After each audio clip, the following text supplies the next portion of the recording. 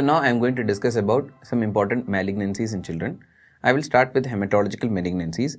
In hematological malignancies, the first topic I am going to discuss about is acute lymphoblastic leukemia.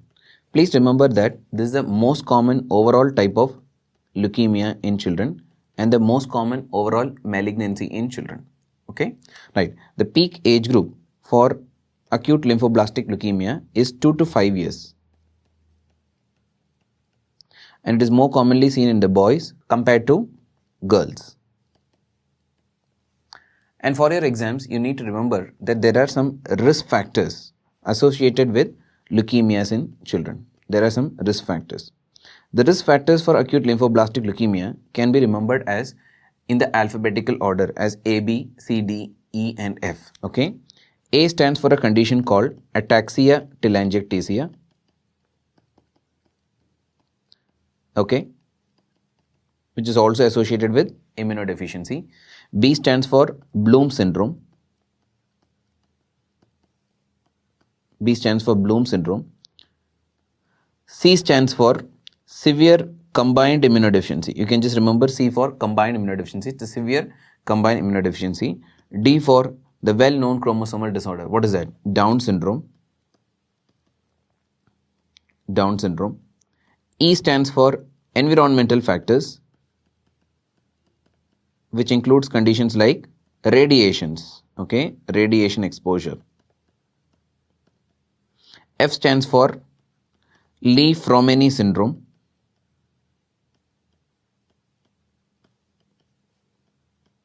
F also stands for Fanconi's anemia, which is also associated with increased incidence of leukemias. These are some of the conditions which they repeatedly ask as MCQs in your exams, risk factors for leukemia in children. Okay.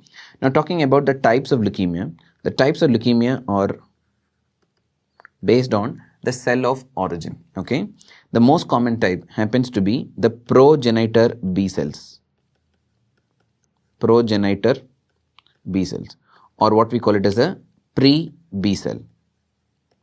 The second common type happens to be T cell leukemia. The third common type is mature B cell leukemia. Okay, right. 85% of the cases is pre-B cell leukemia. That's what I would want you to remember. Okay, so these are the types of leukemia. Okay, now talking about the clinical features. Now talking about the clinical features of acute lymphoblastic leukemia. One of the important clinical features is because the infiltration in the bone, okay, these children complain of bone pain. The bone pain is very severe that it may awake the patient during night time also. Okay, right. Second is decrease in the cell line. Okay, decrease in the cell counts. Okay, leading to anemia, pallor, thrombocytopenia with bleeding manifestations. The third is it can cause WBC deficiency, that is leukopenia, predisposing the child to develop recurrent infections. The third condition is due to infiltration in the other organs, which can lead on to organomegaly, like hepatosplenomegaly. It can lead on to lymphadenopathy. And sometimes it can also lead on to mediastinal mass.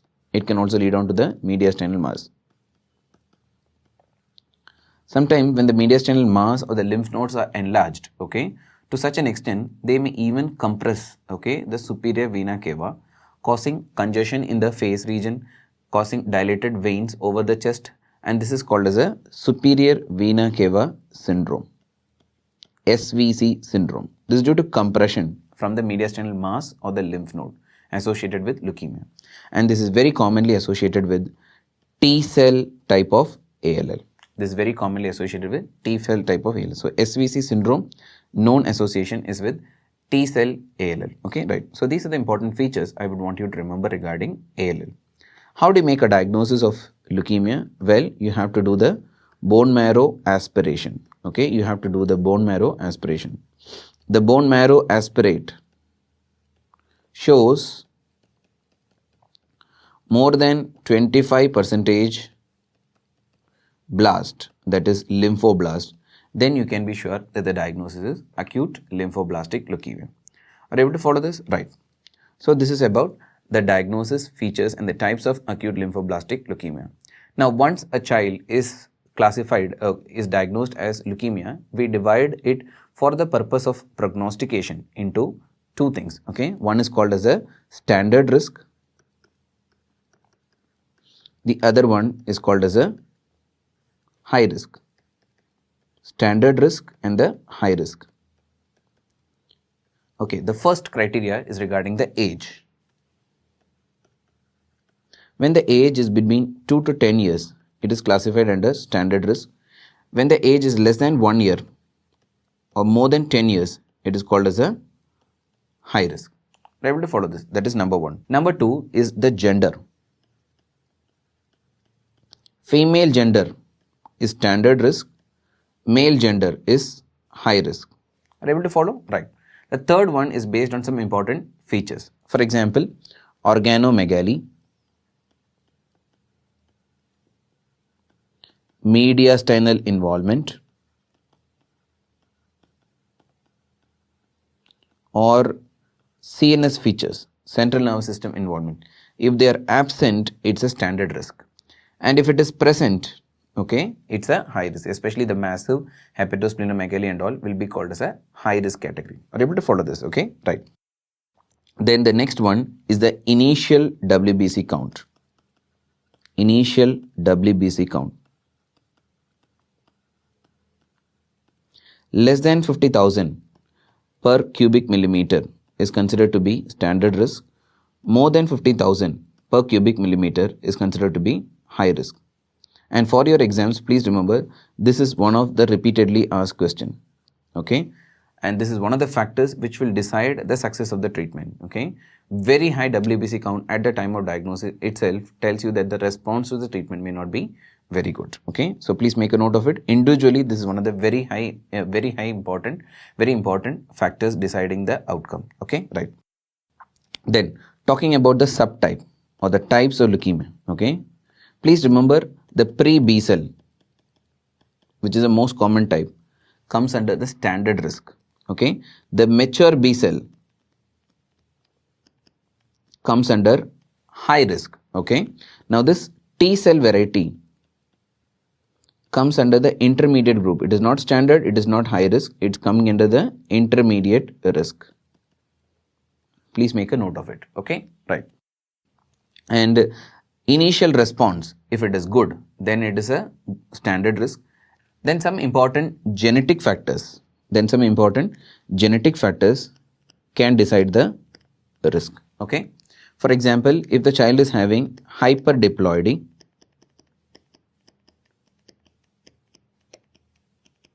or trisomy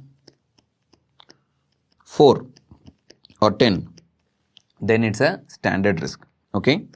Hypodiploidy or translocation T922, which you all must be knowing as, yes, Philadelphia chromosome. Yes, Philadelphia chromosome, or T411, which is what you get in children less than 1 year, which is also called as a infantile leukemia, They are high risk categories. Okay, right. So please remember two individual important risk factors. One is a WBC count. Second is very important is a genetic risk factors. Okay, genetic factors which will tell you whether it's a standard risk or a high risk. So this classification of standard risk and high risk are very important for your exams. You should know about. We now move on to the treatment of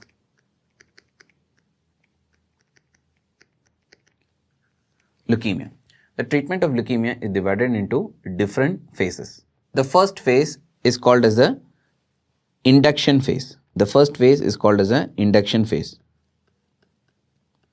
What are the drugs which are used in the treatment of the induction phase? They are prednisolone, asparaginase, anthracyclines,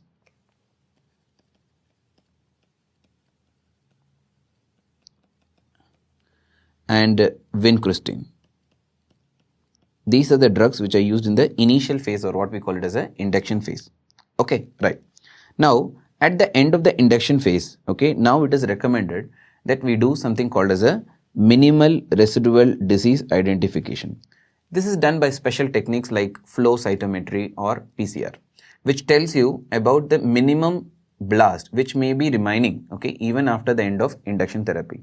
And if the minimal residual disease is reported as positive, then automatically the child will be categorized as high risk case. Please make a note of it.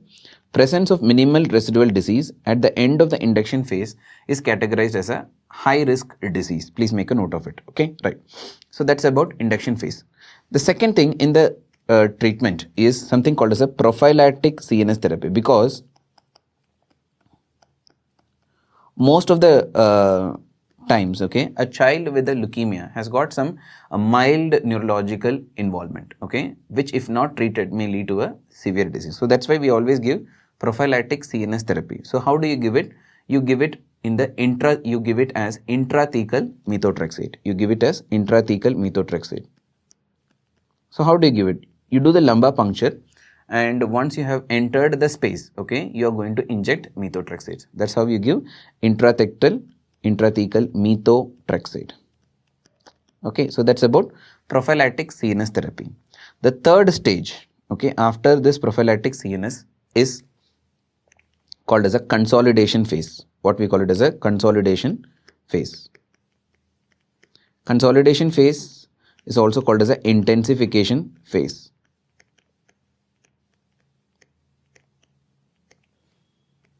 It is something which can be remembered as a mega treatment. It can be remembered as mega treatment. G, I'm just slightly modifying to C to make you remember what are all the drugs which I'm going to use in case of consolidation phase treatment. Okay, so what are the expansion of this mega? Okay, M stands for methotrexate. Okay, E stands for epipodophylotoxin.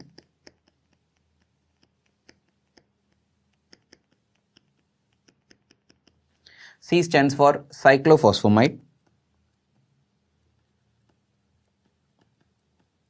And A stands for cytosine arabinoside. Cytosine arabinoside. Okay, so that is what we call it as a mega phase in the treatment of consolidation phase treatment. Are you able to follow this? Okay, right. Now final stage in the treatment of leukemia is maintenance phase.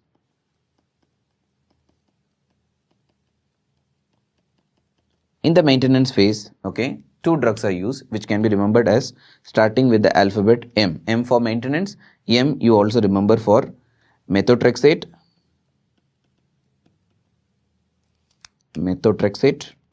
and mercaptopurine. We call it 6-mercaptopurine.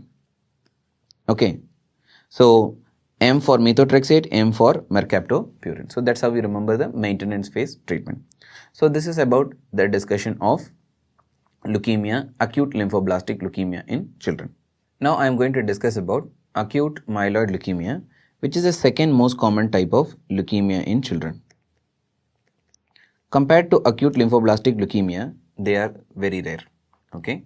Second thing, compared to acute lymphoblastic leukemia, they are more resistant to treatment also. Okay, right. Here again, the diagnosis is made by bone marrow aspiration, but here more than 20% blast is required for the diagnosis. So what is that blast? It is a myeloblast. Okay, right.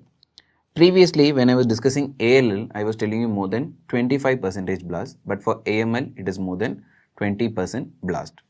Now coming to the types of acute myeloid leukemia, it is divided into different types, okay, based on this classification called FAB, which stands for French, American, British classification.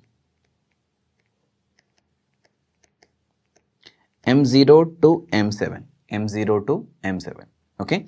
M0 is a condition of de-differentiated or minimally differentiated blast. Okay, right. M1 is called as a myeloblastic variety without maturation. Okay, M2 is myeloblastic with maturation. M3 is called promyelocytic leukemia. M4 is called myelomonocytic leukemia. M5 is called monocytic leukemia. M6 is called erythroleukemia. There is one more called as a M7, which is megakaryocytic leukemia. Okay, right. So these are the different subtypes. Now here, an important point to note is that there are some important genetic alteration in these subtypes which actually have got a prognostic importance. So I will discuss that here itself. For example, in M0 is associated with deletion in the long arm of the 7th chromosome, which has got a poor prognosis. M2, you get T translocation between 8 and 21 chromosomes. M3, you get translocation between 15 and 17 chromosomes. M4 is associated with inversion 16. Okay. All these are associated with good prognosis. The next point to be noted here is megakaryocytic leukemia is usually associated with Down syndrome, and that also has got a good prognosis.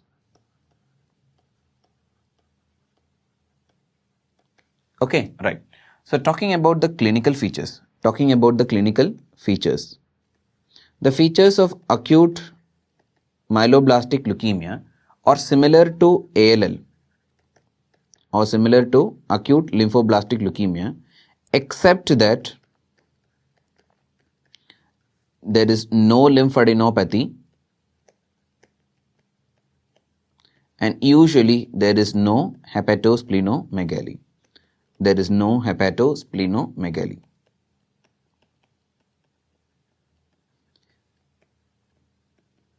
However, please do note that in case of M4 and M5 varieties, there is associated hepatosplenomegaly. Make a note of it.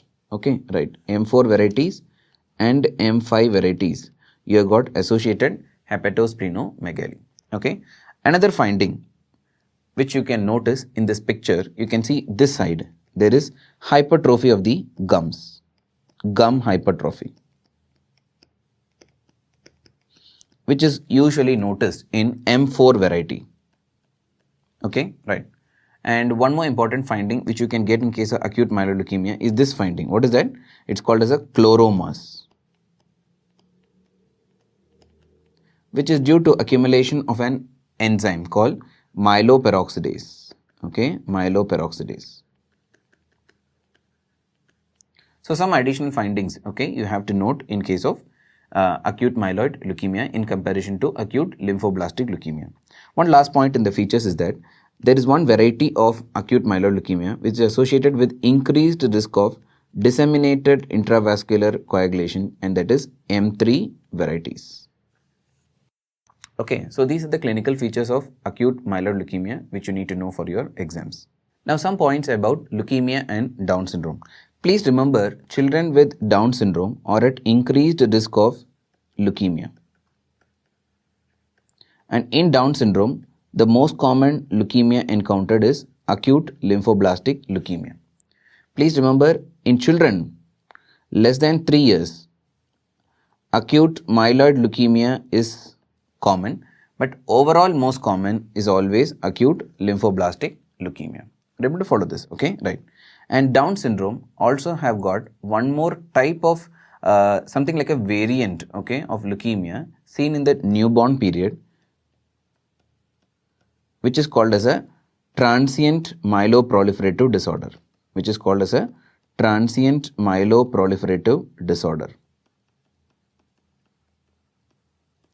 wherein the child would have blast in the circulation, there will be presence of blast in the circulation, there would be hepatosplenomegaly,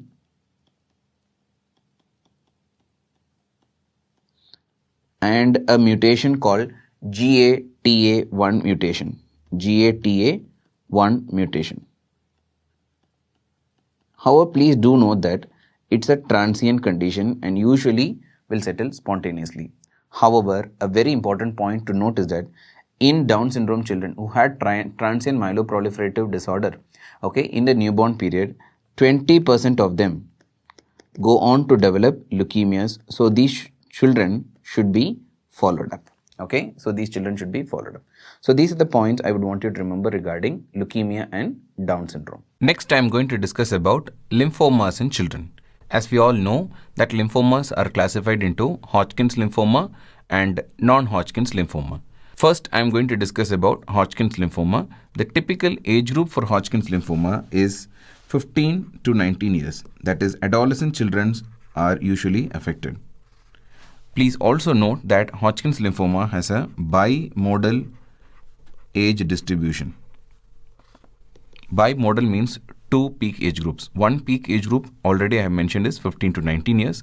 The second peak age group is after 50 years. It is by the 5th to 6th decade. That is the second peak age group of Hodgkin's lymphoma. Generally, Hodgkin's lymphoma, if it occurs in children, it has got a male predominance. However, in older persons, this male predominance is not observed. There are some important risk factors associated with Hodgkin's lymphoma, and this group usually includes infections. Commonly implicated infections include human herpes virus 6, HHV6, cytomegalovirus, as well as EBV, that is Epstein-Barr virus.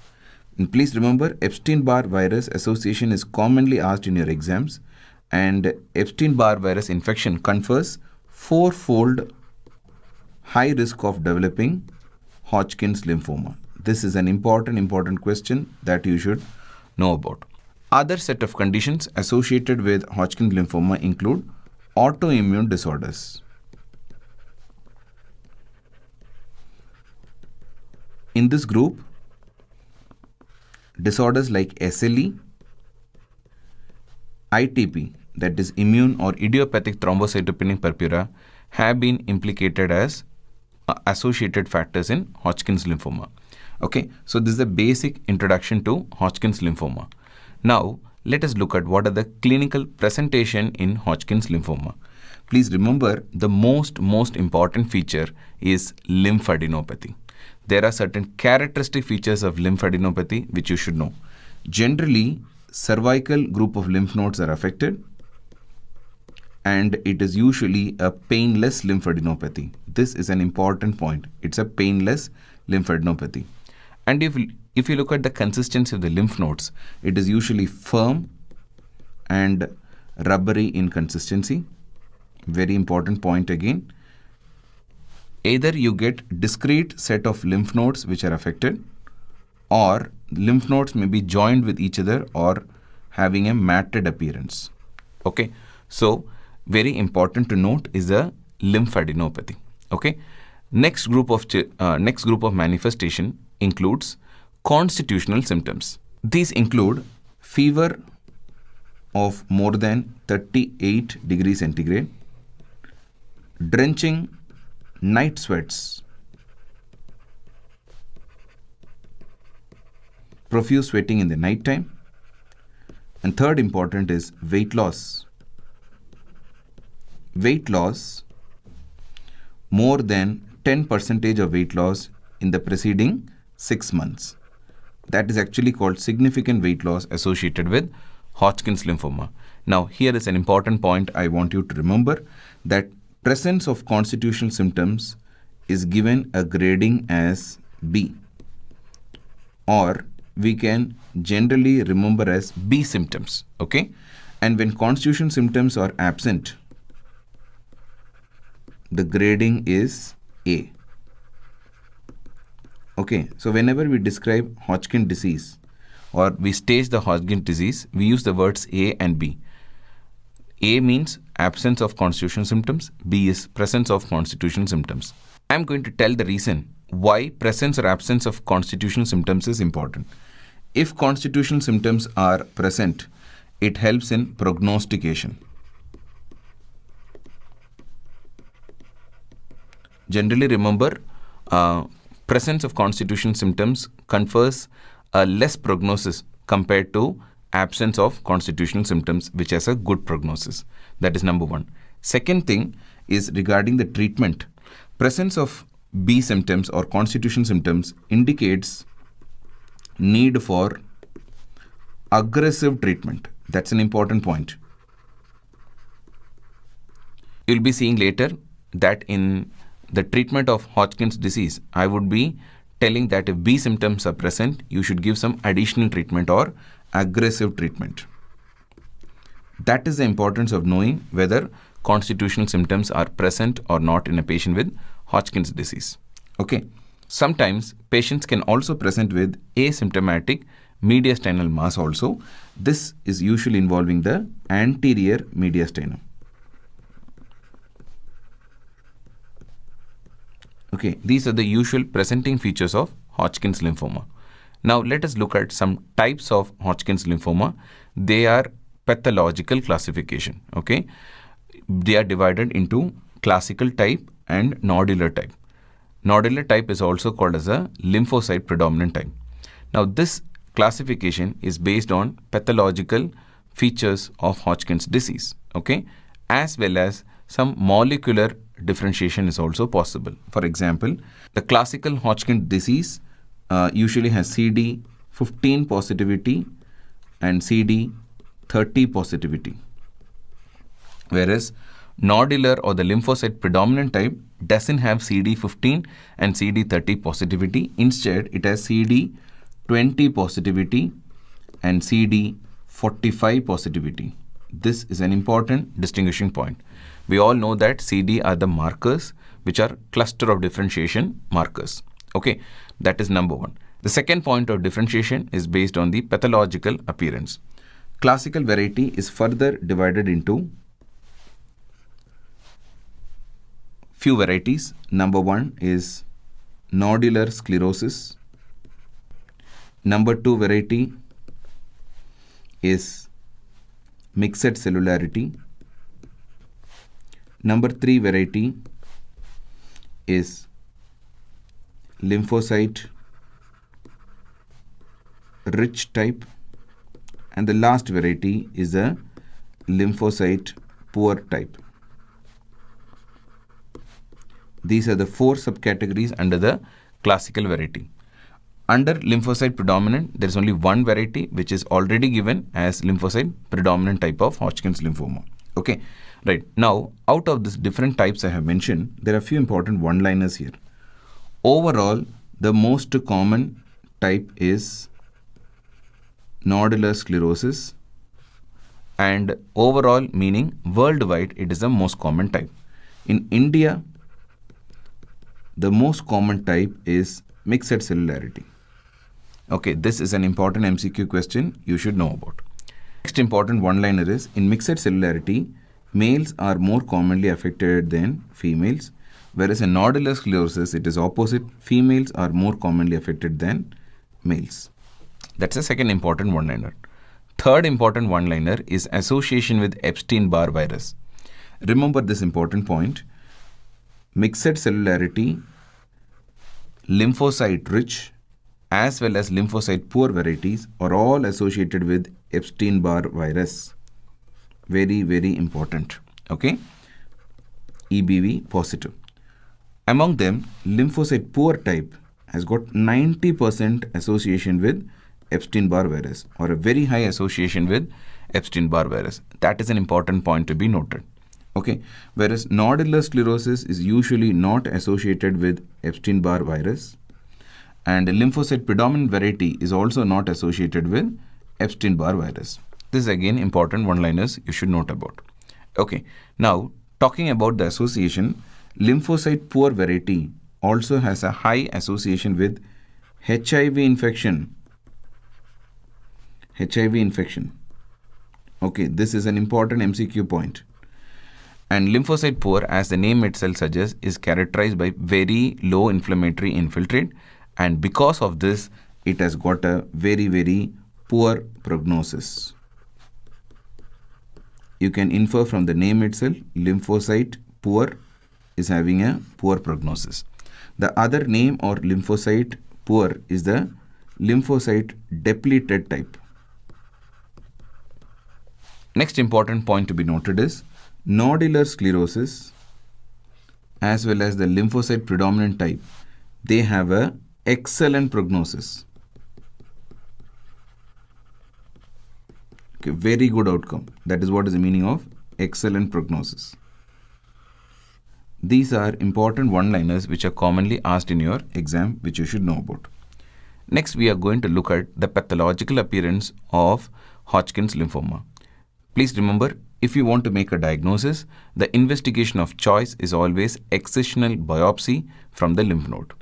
What are you going to see in the biopsy is a presence of an important cell, which you can see in this picture. This is the picture. Can you notice this cell? This cell is the RS cell, or what is called as a Reed-Sternberg cell.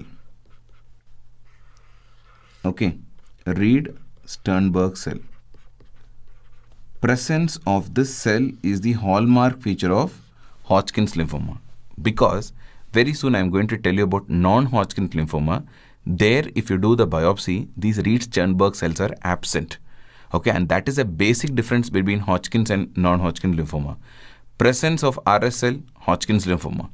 Absence of RS cell, it is non-Hodgkin's lymphoma. That's an important point to be noted. So, what is the Reed-Sternberg cell? That is a tumor cell. Okay, it is nothing but germinal center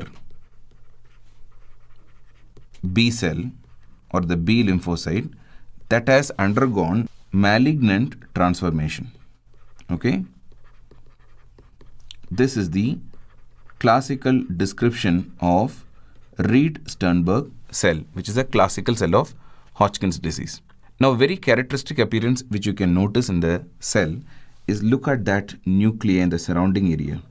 It looks like that of the owl eye. So, it is called as owl eye inclusion body-like appearance. That is the classical pathological description of a Reed-Sternberg cell. Okay, right. Now, in some varieties of Hodgkin's lymphoma, you can get a modified form of cell, which is again Reed-Sternberg cell only, but it's a variant of Reed-Sternberg cell. Can you notice this appearance? It is something like a very irregular or a fluffy outline. Okay, this is what we call it as a popcorn cells. Popcorn cells are having a fluffy or irregular appearance or a blurred appearance. This is the classical description of the popcorn cells. And popcorn cell are usually seen in the nodular lymphocyte predominant variety of Hodgkin's lymphoma. An important point to be noted. Whereas in all the other varieties, you get the classical Reed-Sternberg cell, which I described before. There are also other varieties of Reed-Sternberg cell which you should know about. In nodular sclerosis, it is lacunar variant, which is noted. Whereas in the lymphocyte rich variety, it is the reticular variant which is noted. Okay, right. Now, this lacunar variant cell and reticular variant cells are noted in addition to the classical Reed-Sternberg cell. That should not be forgotten. Whereas in the nodular lymphocyte predominant type, it is usually the popcorn type of cells which are present, as I have put up in the previous slide.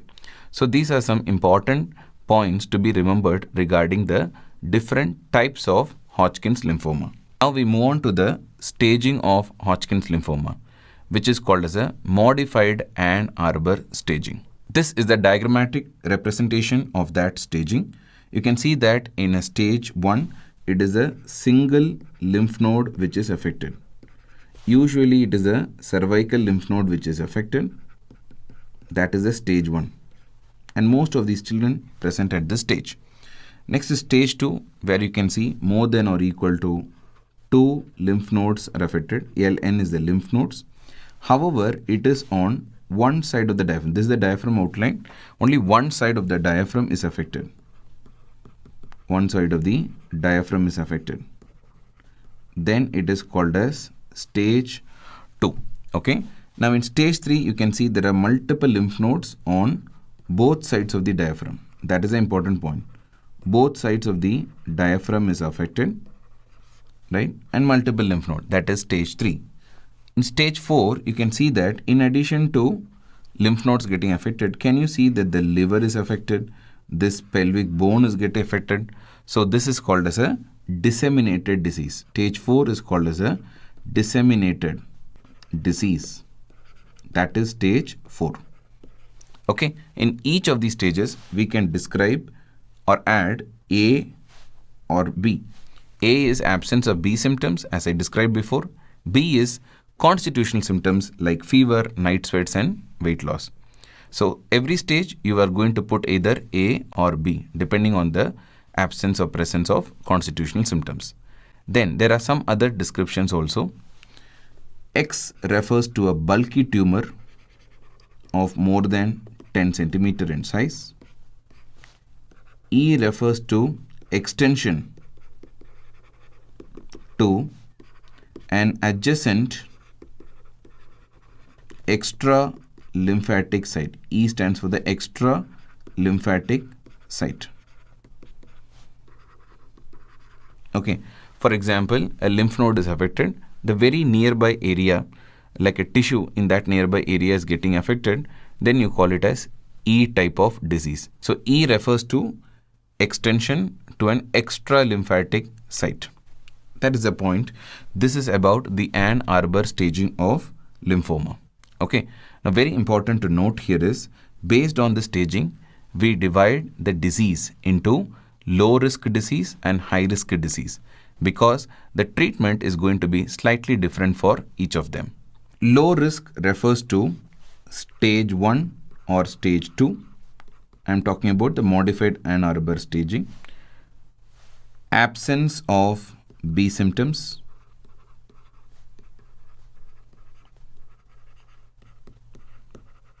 And absence of a bulky tumor. Okay. Or another word, absence of X. X actually refers to the bulky tumor, right? Okay. Now, if this is the presentation, then it is called low risk. Please remember, low risk is usually treated with a standard regime called A, B, V, D regime. Okay. This is referring to the chemotherapeutic agents used in case of Hodgkin's disease. For example, each of these expansion, A stands for adriamycin, B stands for bleomycin, V stands for vinblastine, and D stands for dacarbazine. Okay, combination of these 4 agents is the usual treatment in case of Hodgkin's lymphoma of low risk variety. That is what you should know about. Okay. In case of high risk, what is the meaning of high risk? Stage 3 or 4, according to modified Ann Arbor staging, presence of B symptoms or presence of bulky tumor. Okay.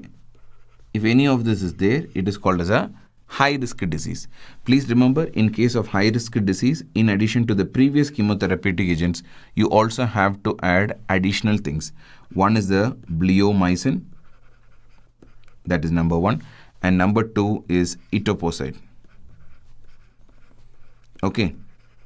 And depending on severity, we may add radiotherapy also. Some cases won't require radiotherapy, some cases would require radiotherapy. So plus or minus radiotherapy.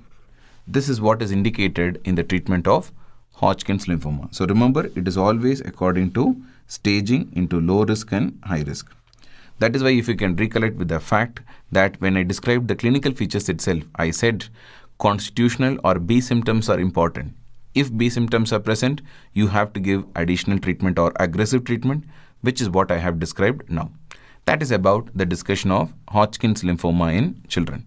Next is about the discussion of non-Hodgkin's lymphoma. Here is an important fact that non-Hodgkin's lymphoma is more common than HT. HT is a Hodgkin's disease or the Hodgkin's lymphoma. Non-Hodgkin lymphoma accounts for 60% of cases, whereas Hodgkin's disease or Hodgkin lymphoma account for 40% of the cases. So NHL is more common than Hodgkin's lymphoma. That is the first point to be noted. Second important point is the age group. Remember, the typical age group here is 5 to 15 years. If you compare for Hodgkin disease, I say the typical age group is after 15 years. What is that? 15 to 19 years. Okay, that is important for you to note. So, what is basically non-Hodgkin lymphoma? As the name itself suggests, it is composed of proliferation of the lymphocytes. These lymphocytes could be either T cell, B cell, or of intermediate cell origin. Malignant proliferation of these cells is called as non-Hodgkin's lymphoma. Now let us see some of the important types of non-Hodgkin's lymphoma. Please remember that the conventional classification is according to the predominance of cell which is seen in non-Hodgkin lymphoma. It is divided into B cell types and the T cell types. The classical example of the B cell type is Burkitt's lymphoma, which is supposed to be one of the most common types of non-Hodgkin's lymphoma. Okay.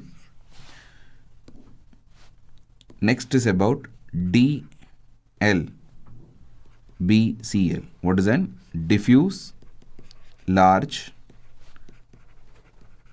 B cell lymphoma. As the name itself suggests, it is coming under the category of B cell type of non-Hodgkin lymphoma. Then the T cell varieties include lymphoblastic lymphoma,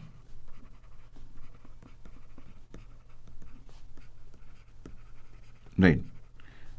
This is the overall most common type in India. Okay, in Western world and worldwide it is Burkitt's lymphoma, but in India the most common overall type is a lymphoblastic lymphoma. As you can infer from the name lymphoblast, this condition is characterized by presence of lymphoblast. Where have we studied lymphoblast classically? It is in leukemias, acute lymphoblastic leukemia. Same way, this lymphoblastic leukemia also behaves like ALL only. Or in other words, it will have clinical features similar to ALL. An important point to note here is that lymphoblastic lymphoma is associated with increased incidence of intrathoracic tumors. Intrathoracic, what I mean is the mediastinal tumors. So they commonly present with mediastinal tumors. Another important point regarding lymphoblastic lymphoma. Okay, large cell lymphoma, which is also predominantly a T cell lymphoma. Okay, this is the classification of non-Hodgkin lymphoma according to what types of cells are undergoing malignant proliferation. This is a very commonly asked question. Okay, now when we look at the clinical spectrum of non-Hodgkin's lymphoma, remember there are certain characteristic differences between non-Hodgkin's lymphoma observed in a child when compared to non-Hodgkin lymphoma that is observed in adults. In adults, non-Hodgkin lymphoma is usually a localized disease and usually involves the lymph nodes only. Okay, usually involves the lymph node. Or in other words, it is usually a low-grade tumor. Okay, this is what we call as a nodal type of non-Hodgkin lymphoma, that is involving the nodes alone. Whereas in children, if you see, it is classically a extranodal tumor. Extranodal tumor. Okay, extranodal is outside the lymph nodes. The common areas affected are the abdomen and the mediastinum. Next common area would be the bone marrow. These are the areas affected in case of childhood non-Hodgkin's lymphoma. So obviously you can notice that they are diffusely spread lesion. They are diffusely spread lesions. Okay, that's the point. Next thing is that they have extranodal, as I have already discussed. And third important point is they are high grade lesions. They are high grade lesions. They are rapidly proliferating lesions. So that is why generally it should be an aggressive treatment in case of NHL associated with children when compared to NHL associated in adults. These are the salient points of difference and the clinical spectrum of non-Hodgkin's lymphoma. What I have just discussed is about the common features of non-Hodgkin lymphoma. Now I am going to tell you about individual types of non-Hodgkin's lymphoma, how they are going to clinically present. As I said before, for lymphoblastic lymphoma,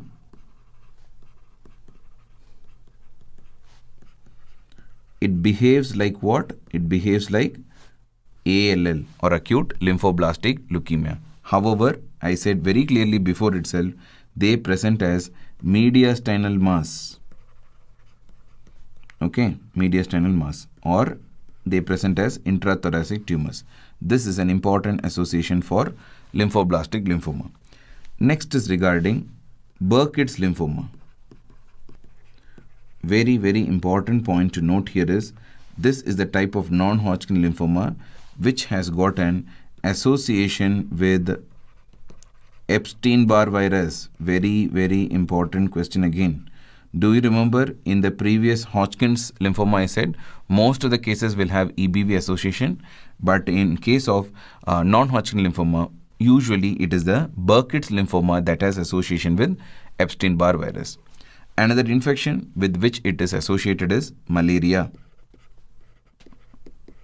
Okay, that is also an important point to be noted. Okay, now there are two varieties of Burkitt's lymphoma. One is called as a sporadic type, other one is called as the endemic type. Please remember this point. Sporadic type is more common when compared to the endemic type. So let us discuss that first. Now sporadic type, the association with Epstein-Barr virus is less than or equal to 20%. 20%. Typically it is 10 to 20%. Whereas for endemic variety, the association with EBV is more than or equal to 95%. So it's a high association, and that by itself is an MCQ question for you. Okay. Next important is the sites of involvement in Burkitt's lymphoma. Typically, Burkitt lymphoma presents as an intra-abdominal tumor. Very, very important point. Intra-abdominal tumor. Almost like 90% of the cases will have an intra-abdominal tumor presentation. You should know when to suspect this Burkitt's lymphoma when a child has an abdominal presentation. Okay, it is unexplained abdominal pain or unexplained abdominal distension. Okay, any child having a unexplained right lower quadrant mass, that's an important presentation. Right lower quadrant mass. And third important is in older children more than 5 years of age, they can have a presentation like intussusception. Okay, why? Because this mass in the abdomen acts as a lead point for intussusception to occur. So these are three important things which will make you suspect that there is a possibility of intra-abdominal tumor due to Burkitt's lymphoma. Okay, so Burkitt's lymphoma, abdomen is the most common site affected. The second common site affected is the bone marrow, and the third common site affected is the brain or the central nervous system. This order is important and has been asked in the exams. That is about the sporadic type of Burkitt's lymphoma. Now moving on to the endemic type. The name is called as endemic because it is endemic to some parts of the world, especially African countries. As I said before, it has got a very high relation with EBV of more than or equal to 95%. Okay, now let us start looking at the sites of endemic Burkitt's lymphoma. Here also they present with abdominal tumor. However, equally important presentation is a jaw tumor. Very important point. Jaw means I am referring to the mandible. So they will have some erosion of the mandible or lytic lesions of the mandible as a characteristic presentation. Okay. So jaw tumor is a common type of presentation. They can also present with intra-abdominal tumors. Okay. As far as your exams are concerned, usually jaw tumor type presentation is often highlighted in the clinical scenarios when they ask about endemic type of non-Hodgkin lymphoma. This is an important point to note because in clinical scenarios related to endemic variety of Burkitt's lymphoma, they will definitely mention about the jaw tumor or jaw swelling or lytic lesion in the mandible like that. So you should make a note of it. So that is about the presentation of Burkitt's lymphoma. Next is about the DLBCL. What is that? Diffuse large B-cell lymphoma. It also presents as an abdominal mass or a tumor, just like the Burkitt's lymphoma. And the last one is the anaplastic large cell lymphoma. Okay. This is a very, very heterogeneous condition in the sense that it will present with unusual sites of infection. Unusual sites of infection like lesions in the skin can be a presenting feature. Lesions in the brain leading to focal neurological deficit. Focal neurological deficit. Then it can also present as pericardial or pleural effusion. Unexplained pericardial or pleural effusion. So you have a patient in the clinic with the setting of pleural effusion in which you have tried to rule out all the common causes, okay, like infection associated pleural effusion or something like malignancy associated pleural effusion or inflammatory conditions like SLE or rheumatoid associated pleural effusion. Everything turns out to be negative. Then one possibility could be a non-Hodgkin's lymphoma of the anaplastic variety. Okay, right. So that is about the typical clinical features associated with non-Hodgkin's lymphoma. Now we move on to how to stage the disease in non-Hodgkin's lymphoma. It is the St. Jude staging system. Okay. Now here also we have got 4 stages. The first 2 stage is called as the low risk stage or a localized disease or low risk stage. And the next 2 is called as the advanced form or the high risk disease. Let us see that in detail. Stage 1 is a disease which is characterized to one site. It could be one area that is affected or one lymph node that is affected. Means it is a localized disease.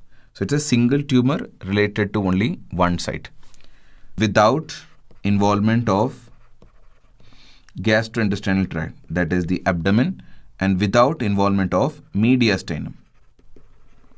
That is what is stage 1. Stage 2 is obviously characterized by multiple sites or multiple lymph node involvement. Multiple lymph node. LN here stands to lymph nodes on one side of the diaphragm. Okay, one side of the diaphragm. It can also refer to a tumor which has got a single GI involvement or only one site in the abdomen is affected. Okay, and it should also be a resectable lesion. Completely resectable lesion. Then it is called as the stage 2. Okay. The next 2 stages, as I said before, are advanced stage or also called as a high risk stages. Okay. What is this high risk stage? It is multiple sites in the abdomen or multiple sites in the gastrointestinal tract which is affected, and very important is that it is non-resectable. Very, very important point. Non-resected multiple or extensive involvement of the abdomen. Okay, and next thing is mediastinal involvement. Any mediastinal involvement will be automatically called as a stage 3. Mediastinal involvement. And next is patient having a tumor in the epidural area or paraspinal area. So epidural or a paraspinal tumor. If any of this is present, then it is called stage 3. Then stage 4 include all the features of stage 3. Along with that, there is involvement of bone marrow and or brain or the CNS. Then it is classified as stage 4. So basically this is the St. Jude system. If you want to remember it in a simplified way, 1 and 2 are localized disease or low risk disease. 3 and 4 are advanced disease or a high risk disease. The usual treatment regimes include cyclophosphamide,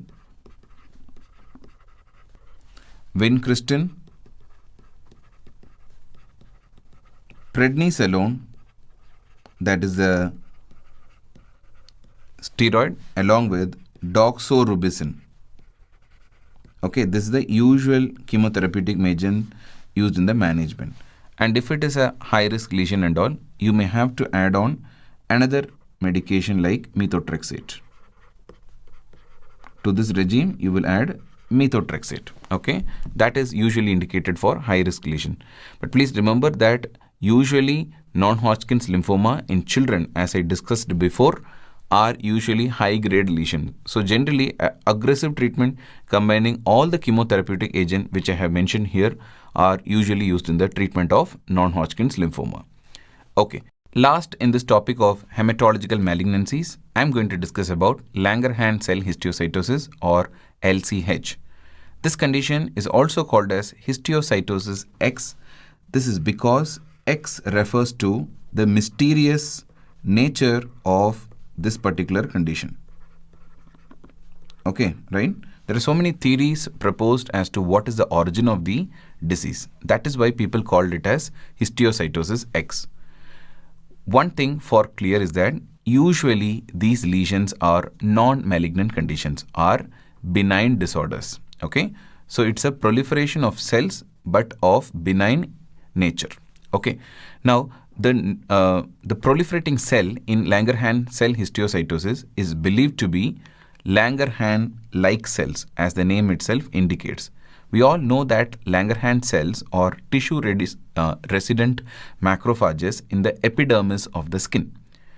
That cell proliferation is believed to be the cause of histiocytosis. However, this point about the source of proliferating cells in histiocytosis is being debated, and nowadays many texts are giving references that it may be a proliferation of immature cells of myeloid lineage. Okay, that is the present theory. Okay, so till now we are not sure about what is the exact reason for proliferation in case of histiocytosis. It may be a Langerhans-like cell proliferation, or it may be a proliferation of immature cells of the myeloid lineage. That is why the name, again, it is called histiocytosis X, just to indicate that it's a disease of mysterious nature. Okay, now moving on to clinical findings in case of histiocytosis. It has got a wide spectrum of disease, and depending on the age of the child affected, there are different areas, different ways by which histiocytosis is going to present.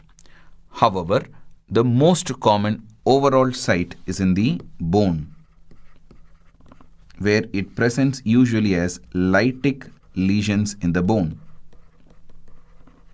And the most common bone which is affected is the skull. This is the typical picture of a skull affected in case of Langerhans cell histiocytosis. I hope you are able to notice that characteristic lytic lesions here, okay, which is a typical finding in case of skull involvement in Langerhans cell histiocytosis. The other area where bony lesions are common is in the jaw or the mandible, where it usually presents as a missing tooth, or it can present as a loose tooth. So loose tooth or missing tooth is a characteristic presentation if jaw is affected. Okay, this is a second common site of bony lesion in case of histiocytosis. Coming to the lesions other than the bone defects, it is the skin involvement. What I have shown in this picture is the scalp area, where you can see some irregular flakes or irregular scales over the skin of the scalp. This is what is classical seborrheic dermatitis, and there will be lot of discharge or drainage from the scalp also associated in this condition. But a point to be noted is this condition differs from the classical form of seborrheic dermatitis in the sense that it would be a difficult to treat seborrheic dermatitis. Okay, right. That is how they usually present. So you may diagnose a seborrheic dermatitis, start the treatment, but once you follow up, you see that these children are not responding to the usual treatment. That is when you may think about the possibility of Langerhans cell histiocytosis. The other name for the seborrheic dermatitis is cradle cap. Okay, right. So that is a next important presentation. Third important clinical presentation would include involvement of the pituitary in the central nervous system. Okay, what happens is there is infiltration of the pituitary, especially infiltration of the pituitary stalk. Okay, this leads to destruction of that pituitary stalk, leading to deficiency of vasopressin. And what is that condition? It is diabetes insipidus. Okay, right. That is another common presentation in histiocytosis. Now, if you do the MRI of the brain, what you will notice is that there is a thick pituitary stalk due to infiltration of the pituitary stalk, as well as there is loss of bright spot